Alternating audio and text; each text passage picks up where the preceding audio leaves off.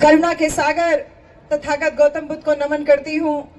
बोधिसत्व बाबा साहब डॉक्टर भीमराव अंबेडकर को शत शत नमन करती हूँ। हमारे बहुजन समाज में जन्मे सभी संतों, गुरुओं, महापुरुषों को नमन करती हूँ।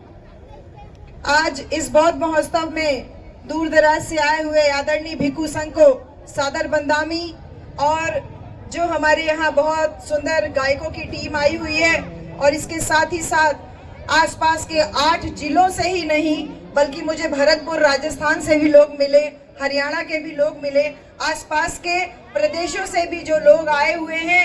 आप सबको मैं एक लाइन से संबोधित करूंगी क्योंकि 10 साल बाद आपसे मुलाकात हो रही है, पूरे 10 साल बाद। तो एक लाइन से संबोधित करूंगी कि गुड मॉर्निंग बोलते हैं तो सुबह की पहचान होती है, गुड मॉर्निंग बोलते हैं तो सुबह की पहचान होती है, गुड इवनिंग बोलते हैं तो शाम की पहचान होती है, वालेकुम अस्सलाम बोलते हैं तो अल्लाह की पहचान होती है। कुछ लोग राम राम भी कहते हैं तो शायद उनके भगवान की पहचान होती है, पर हम कहते हैं कि जय भीम बोलने से इंसान को इंसान की पहचान होती है। सबको जय भीम, जय भीम, जय भीम। नारा इसलिए लगवा रही हूँ क्योंकि बाबा साहब के नाम का डर बहुत हो रखा है लोगों में, बहुत जबरदस्त डर हो रखा है। और कोई छोटे मोटे लोगों को डर नहीं है, संसद में बैठे हुए लोगों को डर हो रखा है। इसलिए ये आवाज नोएडा तक सीमित नहीं रहनी चाहिए, नोएडा से दिल्ली तक जानी चाहिए। जय भीम। बहुत बहुत शुक्रिया। गाना इतनी देर से सुन रही थी, बहुत अच्छे अच्छे सिंगर्स गा रहे थे। सपना जी भी बहुत अच्छा गाई, विशाल बहुत अच्छा गाए, मंजीत मेहरा भाई बहुत अच्छा गाए, सभी साथी लोगों का। लेकिन एक चीज जो मुझे लग रहा था कि इतनी दूर से इतनी ज्यादा संख्या में जो लोग आए हुए हैं, हम सब लोग यहाँ से कुछ लेके जाएं, कुछ विचार लेके जाएं, कुछ विचार परिवर्तन करके जाएं। तो आप सब लोगों के लिए कुछ कुछ छोटी छोटी बातें कहूंगी कि जैसे हमारे बीच में संत शिरोमणि गुरु रविदास महाराज आए, संत कबीर आए, बाबा साहब डॉक्टर अंबेडकर आए, ज्योतिबा फूले आए, पेरियार रामास्वामी नायकर आए, बाबा साहब आए, कांशीराम साहब आए। इन तमाम महापुरुषों की जयंतियां हम लोग हर साल मनाते हैं, इनको श्रद्धांजलि अर्पित करते हैं। लेकिन क्यों करते हैं, क्यों करते हैं हम इनको श्रद्धांजलि अर्पित, क्यों हम इनको बार बार नमन करते हैं? क्योंकि इन्होंने हमें उस योग्य बनाया कि जो शोषित समाज था, जो दबा कुचला समाज था, उसको सम्मान स्वाभिमान की लड़ाई लड़ना सिखाया इन्होंने। उनको नीचे से ऊपर उठा करके आत्मसम्मान के साथ जीना सिखाया।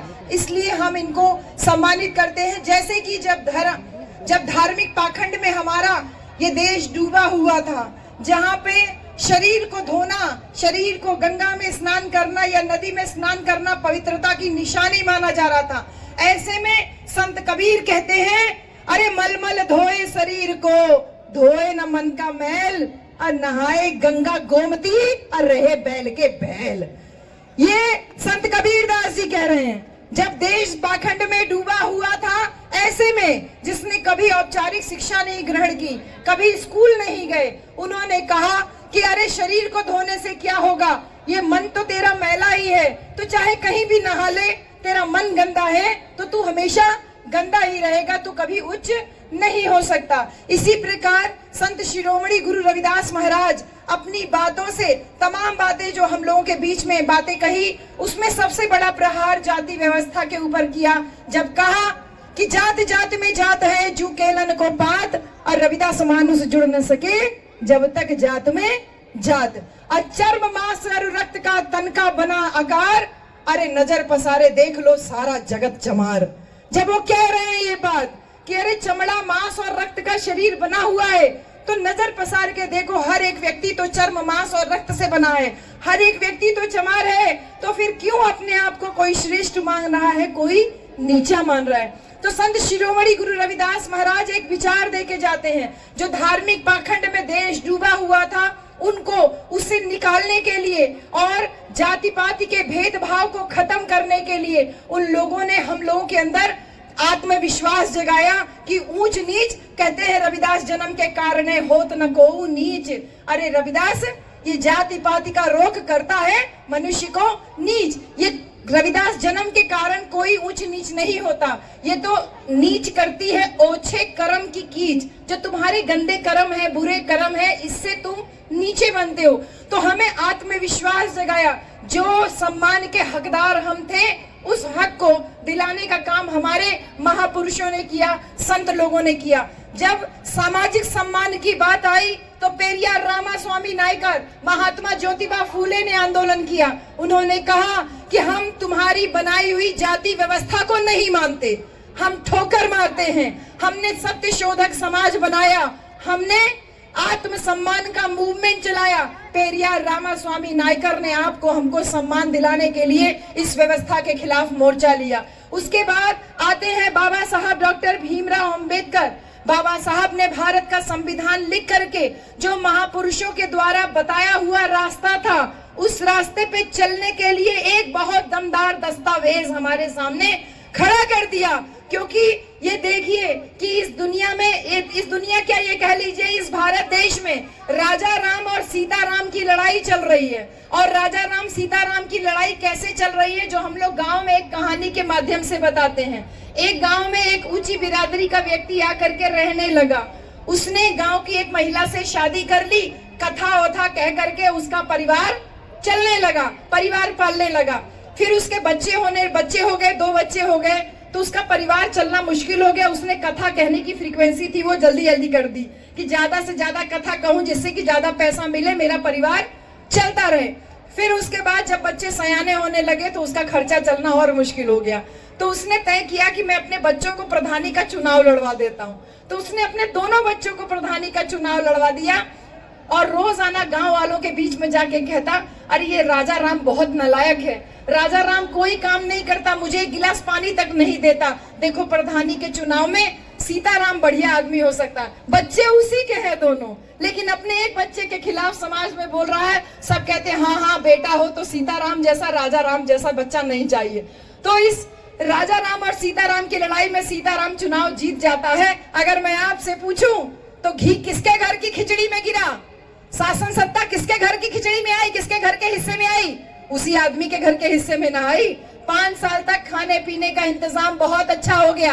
5 साल के बाद जब दोबारा प्रधानी का चुनाव आया, उसने फिर दोनों बच्चों को चुनाव में उतार दिया और अब से क्या कहने लगा, देखो सीताराम ने प्रधान रहते हुए ना तो हैंडपंप लगवाया, ना तो किसी को मकान दिलवाया, ना तो कोई सड़क बनवाई, तो कोई काम नहीं किया। सीताराम बहुत बेकार है, अब की बार राजा राम को चुनाव लड़ना चाहिए। जनता भोली भाली थी, जनता ने सोचा सही कह रहा है, तो इस बार राजा राम को चुनाव लड़वा दिया गया, राजा राम को जितवा दिया गया।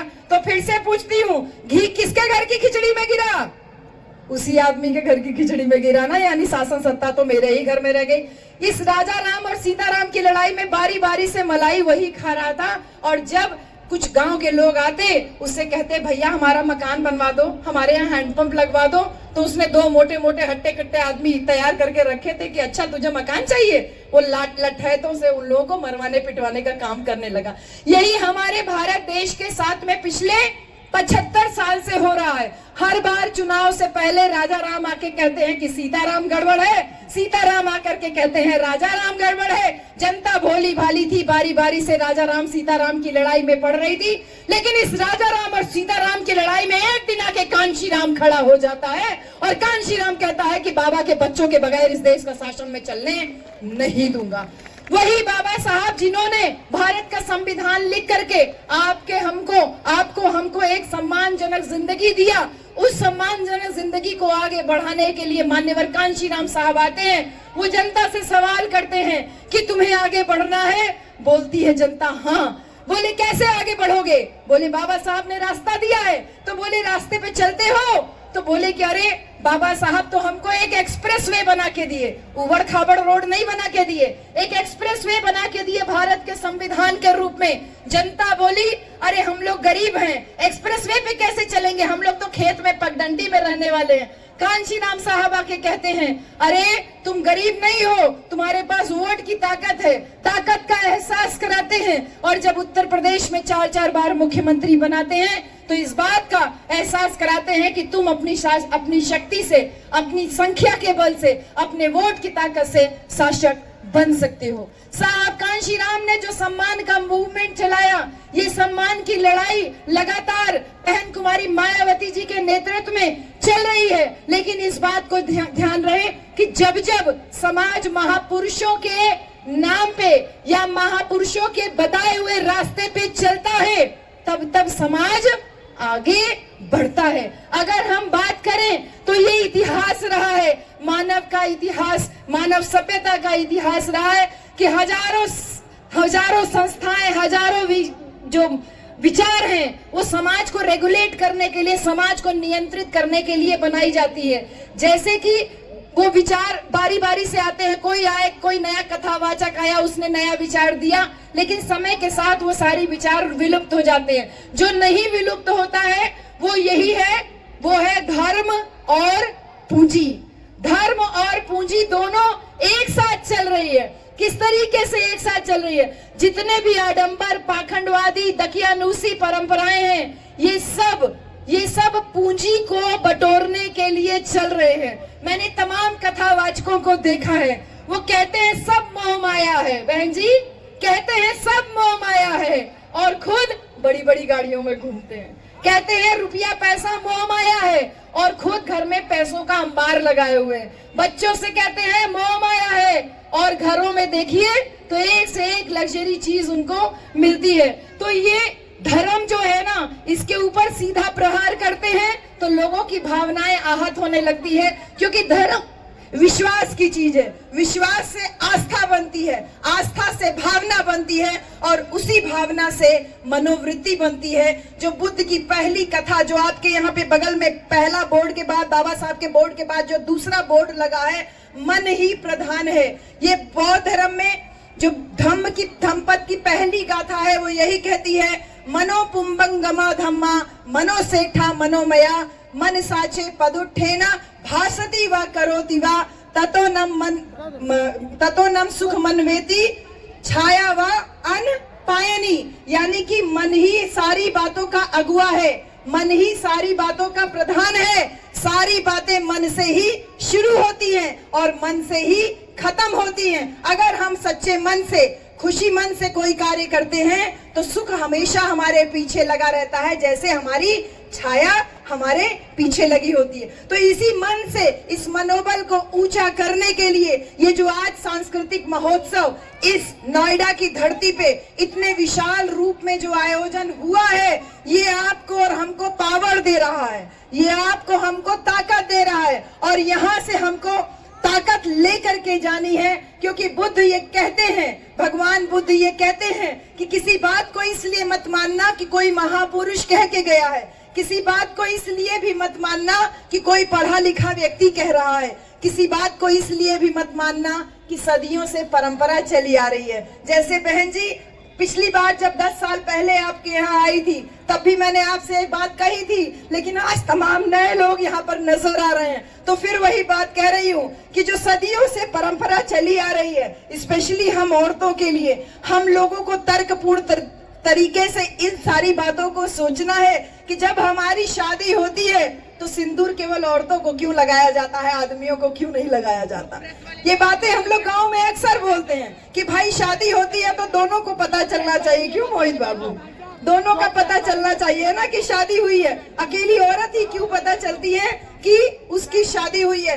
तर्क करना सीखिए। अगर हमने तर्क करना सीखा तो हम बदलाव ला सकते हैं, लेकिन केवल तर्क से ही बदलाव नहीं आ सकता, क्योंकि हमने तमाम ऐसे घरों को भी देखा जो बहुत साधन संपन्न है, जो बहुत पढ़े लिखे हैं, बहुत अच्छा सब कुछ है उनके पास, लेकिन इसके बावजूद घर के बाहर वाले रूम में तो बाबा साहब का फोटो दिखता है, लेकिन घर के अंदर वाले रूम में वो तमाम वैज्ञानिक सोच को धता दिखाने वाले बाकी लोग विराजमान रहते हैं। इसलिए बाहर तर्क करना बहुत आसान है, लेकिन व्यक्तिगत जीवन में अगर हमने उसका पालन कर लिया, हमारी इस आज की बात में अगर ये तमाम जो बहनें हमारी आई हैं, अगर तर्क करना अपने परिवार में शुरू कर दें तो हम एक नई पीढ़ी को जन्म दे सकते हैं, एक नए विचार को परिवर्तित कर सकते हैं। क्योंकि ये लड़ाई केवल विचार की है। दो विचारधाराएं समाज में चल रही है, एक वो विचारधारा जो आपको नीच बना के रखना चाहती है, और दूसरी विचारधारा वो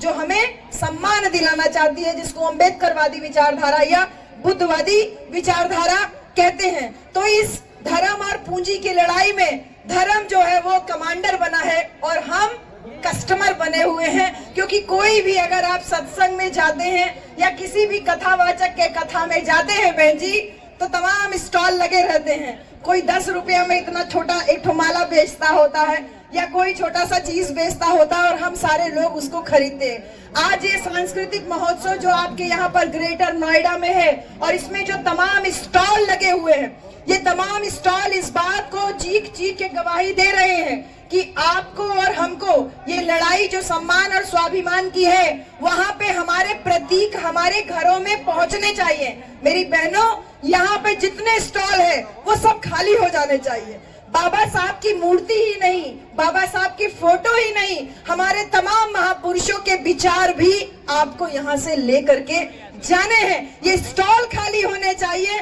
कि एक एक घर में बाबा साहब का लॉकेट पहुंचे, एक एक घर में बाबा साहब की किताब पहुंचे, हमारे बहुजन महापुरुषों की बात पहुंचे। तो जब इस धर्म और पूंजी की जो लड़ाई चल रही है, इस धर्म और पूंजी की लड़ाई में सबसे ज्यादा मार अगर कोई खा रहा है तो वो हमारा बहुजन समाज। क्योंकि शासन सत्ता से दूरी रखने के लिए दारू का प्रयोग किया जाता है, रुपया पैसा चुनाव के दौरान प्रयोग किया जाता है। तो इस प्रकार से इसका दुरुपयोग जो हो रहा है, इसकी लड़ाई को हम इस प्रकार के आयोजन करके ही जीत सकते हैं, जहां पे पूरी तरीके से एक बौद्धिक परिवर्तन इन तमाम स्टॉलों के माध्यम से और एक मेले जैसा जो माहौल है उसके माध्यम से जो तैयार किया जा रहा है, ये जवाब हमको बाबा साहब डॉक्टर अंबेडकर दे के गए थे। इस लड़ाई में, इस धर्म और पूंजी की लड़ाई में अगर कोई विकल्प है तो बाबा साहब की विचारधारा। क्योंकि बाबा साहब ने जो धार्मिक सांस्कृतिक आंदोलन को जो प्रशस्त किया, आगे किया, उसको हमें रिवाइव करने की जरूरत है, लेकिन बहुत सावधानी पूर्वक। क्योंकि 14 अक्टूबर 1956 को बाबा साहब भगवान बुद्ध की शरण में लेके गए थे और आज 25 दिसंबर को उस धर्म ग्रंथ को बाबा साहब डॉक्टर अंबेडकर के नेतृत्व में आग लगाया गया था, जिसने मानव को मानव समझने से इनकार किया। आग लगाई थी बाबा साहब के सहयोगियों ने, उस व्यवस्था को मानने से इनकार किया बाबा साहब, जो इंसान को इंसान की हैसियत का नहीं समझता है। तो उस सांस्कृतिक विरासत को जो जिंदा करने का कार्य माननीय सूरजपाल राक्षस जी और इनके साथ साथ जो इनके दीपक बौद्ध जी जो सेक्रेटरी साहब है, मैं बहुत धन्यवाद करूंगी इस इतने शानदार आयोजन के लिए कि एक बौद्ध विरासत, बौद्ध धर्म का प्रतीक ये वापस जो है बहुत तेजी से जो इसका परिवर्तन के लिए कार्य कर रहा है। और इसके साथ ही साथ जब हम बहुजनों की बात करते हैं तो 85% बहुजन की बात करते हैं।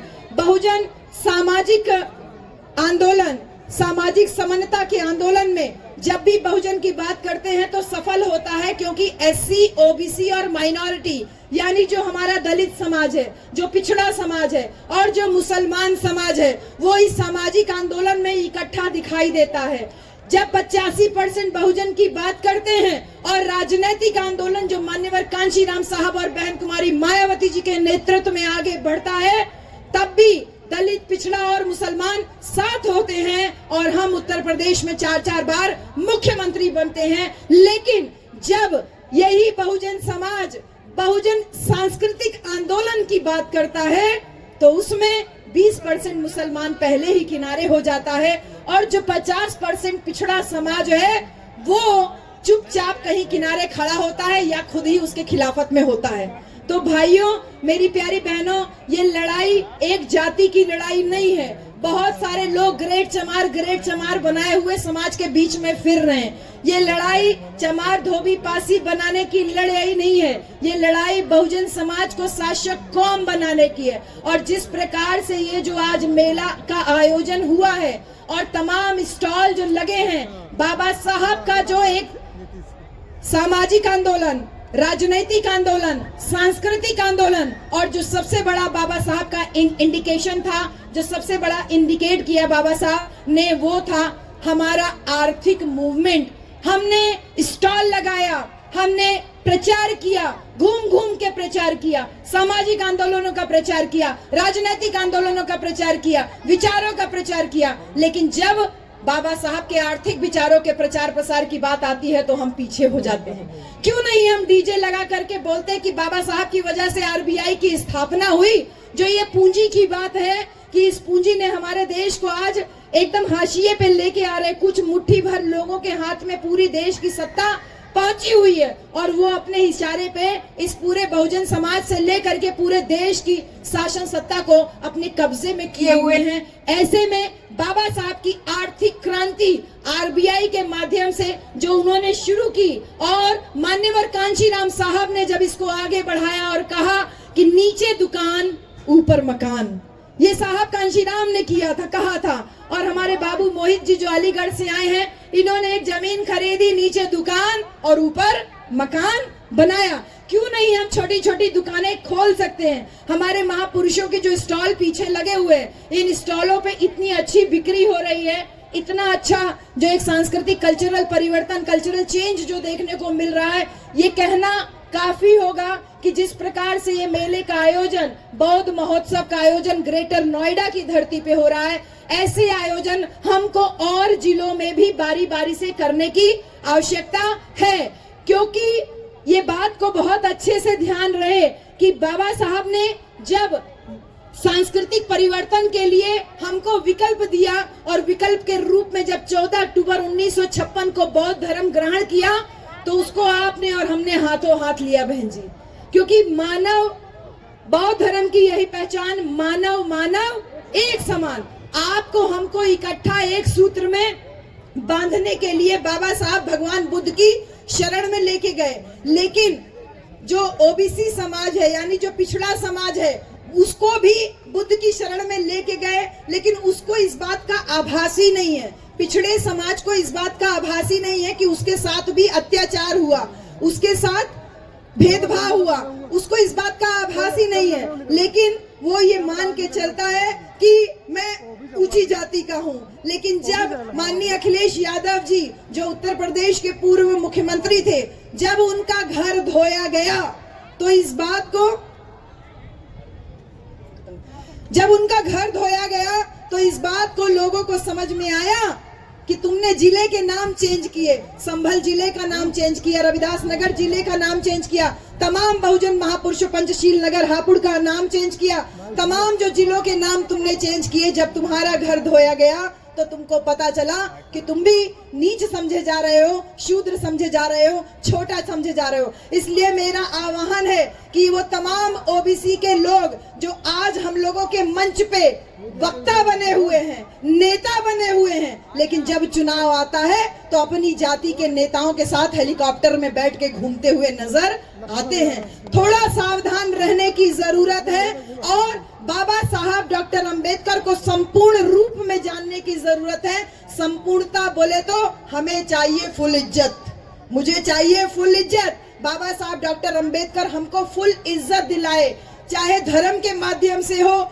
चाहे वोट के माध्यम से हो। और आज जब राजनीतिक अधिकार लेने की बात आती है तो बाबा साहब का नाम आता है, सांस्कृतिक अधिकार की बात आती है तो भी बाबा साहब का नाम आता है, और जब बहुजन समाज को शासन सत्ता पर पहुंचाने की बात आती है तो भी बाबा साहब और मान्यवर कांशीराम साहब का नाम आता है। लेकिन इस बात को ध्यान रहे कि ऐतिहासिक रूप से कुछ लोगों की गलती की वजह से ये बहुजन समाज जो बाबा साहब के नाम को एक लेकर के मजबूती के साथ आगे बढ़ रहा है, उसका ये रिजल्ट है। बहन कुमारी मायावती जो 4 बार उत्तर प्रदेश में मुख्यमंत्री बनी, आज उसका ये परिणाम है। ये जो बहुजन समाज आज एक बड़ी सी संख्या में यहाँ दिखाई दे रहा है, अपने महापुरुषों के नाम पे बौद्ध महोत्सव में जो आज इकट्ठा हुआ है, उसका ये परिणाम है कि सड़क से लेकर के संसद तक केवल अंबेडकर अंबेडकर अंबेडकर अंबेडकर अंबेडकर अंबेडकर अंबेडकर नजर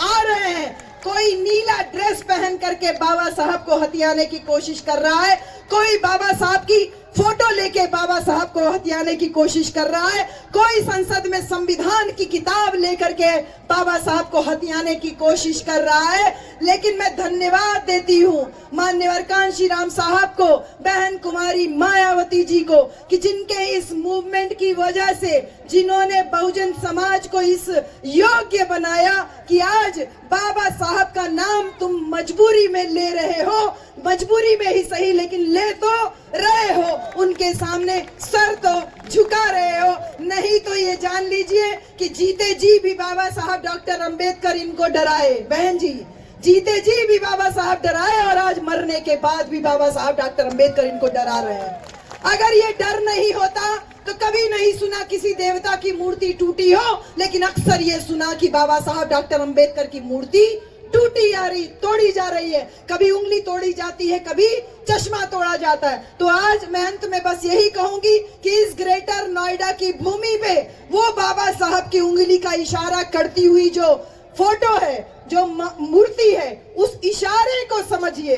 अरे ग्रेटर नोएडा से दिल्ली दूर नहीं है, वो उंगली का इशारा संसद के ऊपर कब्जा करने की तरफ जाता है। और यही दिल्ली, जो कि ये नोएडा, ग्रेटर नोएडा, जब दिल्ली से एंटर करिए तो बाप भगवान बुद्ध की बड़ी सी मूर्ति लगी हुई है और लिखा है उसमें वेलकम टू गौतम बुद्ध नगर।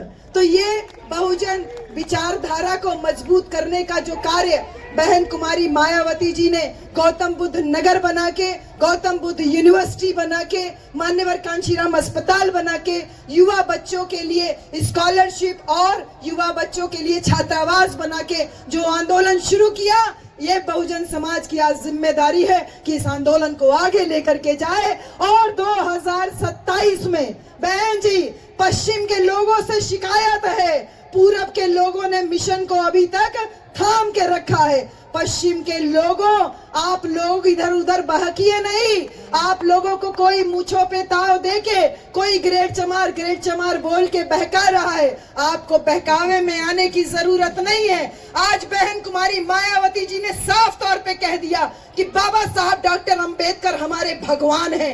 उन्होंने ये नहीं कहा कि भगवान जैसे हैं या भगवान की तरह हैं। इस इशारे को समझिए कि अगर तुमने अंबेडकरवाद की राह छोड़ी तो हम बिखर के रह जाएंगे, और बिखरे हुए अंगूरों की कोई कीमत नहीं होती। जो गुच्छे में लगे अंगूर होते हैं उन्हीं की कीमत होती है। मैं बहुत धन्यवाद करती हूँ कि इस बिखरे हुए समाज को इतने अंगूरों में, अंगूर के गुच्छों की तरह पिरोने का कार्य किया।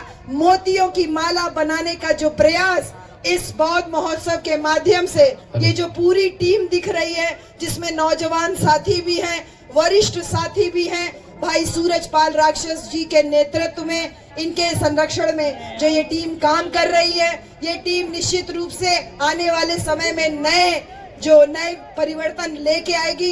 मेरे प्यारे बच्चों, आप जब बुलाओगे, आपकी ये बहन, आपकी बेटी आपके बीच में यहाँ मौजूद रहेगी। बहन जी का जब ऐसे सर पे हाथ पड़ा था ना मेरे बच्चों, ये जान लो, बहन जी का जब पैर छुआ हमने, बहन जी ने जब सर पे ऐसे हाथ रखा, तो उन्होंने इस बात को, मतलब मुझे ऐसा लगा कि मैंने जीते जागते अपने महापुरुष के दर्शन किए। और वो हाथ केवल मेरे ऊपर नहीं है, वो हाथ हम सारे लोगों के ऊपर है।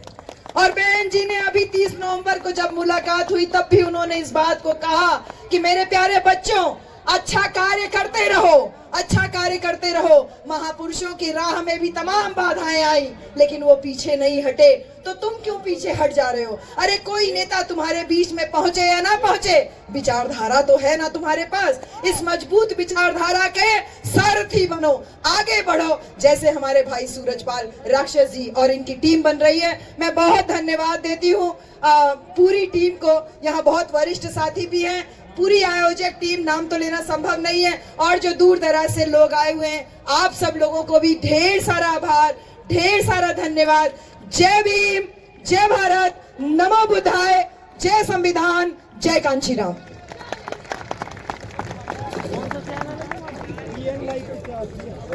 अभी पीछे आ रही है ना, पीछे आ रही है।